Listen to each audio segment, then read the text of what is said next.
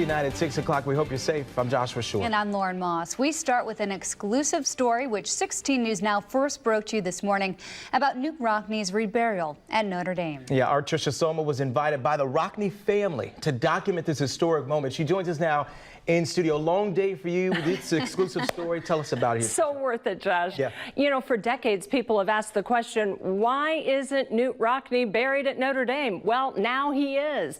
I was honored to be able to witness this remarkable homecoming several decades in the making.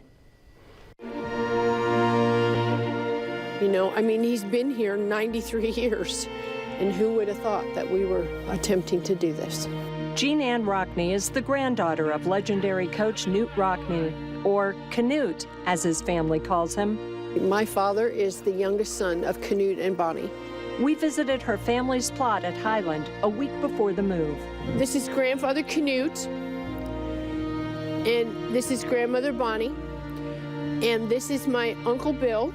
Across the way is my youngest brother Timothy.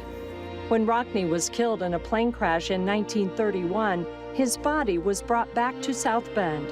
Coach's funeral at the time was tremendous. It's the number of people that attended on campus. Numerous dignitaries, so it was a major event. Yes, it was huge. By then, Rockne had converted to Catholicism, so why was he buried across town and not at his beloved Notre Dame? Cedar Grove at the time did not have perpetual care, mowing grass and that sort of thing. Travis Childs is the St. Joseph County historian and local cemetery expert. Highland was a fairly new cemetery. They had perpetual care, and that's why Miss Rockne chose it. Grandma was very concerned that Grandpa's grave not turn into a memorial site. And yet, that happened often at Highland. The jagged corners and burn marks show where, through the years, people chipped away at the coach's headstone and snuffed out their cigars. Fans flock here, don't they? Yes, and during football season, you come out here and you find shot glasses, whiskey bottles, cigar butts, you name it. The family hopes fans will be more respectful at Cedar Grove. The move started at the break of dawn on Sunday at Highland. I'm more at peace with this decision now. And ended quietly with prayers led by a priest at Notre Dame. The ashes of Jack and Joanne Rockne were added to the new family plot. It was all simple, solemn, and very secretive. But secrecy was important to you. Why? We just don't want to make a circus out of something.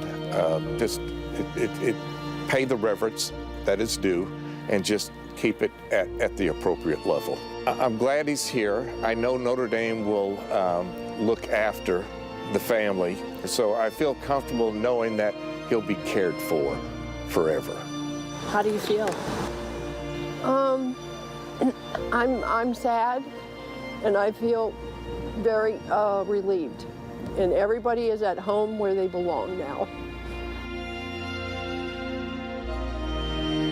Wow. What a special moment to witness. I couldn't believe I was there. And I want to thank the Rockne family for sharing their personal stories, trusting me with their photos and their stories. Notre Dame Archives, big thank you to you for those photos as well. And our chief photographer, Don Schoenfeld, a big thank you to him. He put in countless cemetery hours with me on this story, so it was just remarkable. I mean, Tricia, you can tell your storytelling was great. I have to ask, what about the headstones? Are they replacing them, or what happened? Well, you know, Timothy is going to have a new headstone that is going to include the names of his mom and dad, Jack and Joanne. Those names will be added to that headstone. That will be ready in a few weeks. Okay. As for the others, they're not sure. The originals could be used, but they're not certain if they're going to actually replace them with new ones. So we'll stay in touch with everyone and let you know. Yeah, we appreciate you working long hours, breaking the story at 5 a.m. this morning and back at 6 p.m. It's a gift to everyone in this community who knows and loves all things Notre Dame. Indeed. What a relationship, what a connection. Tricia Soma, thank you. Thank you. Hey, Matt.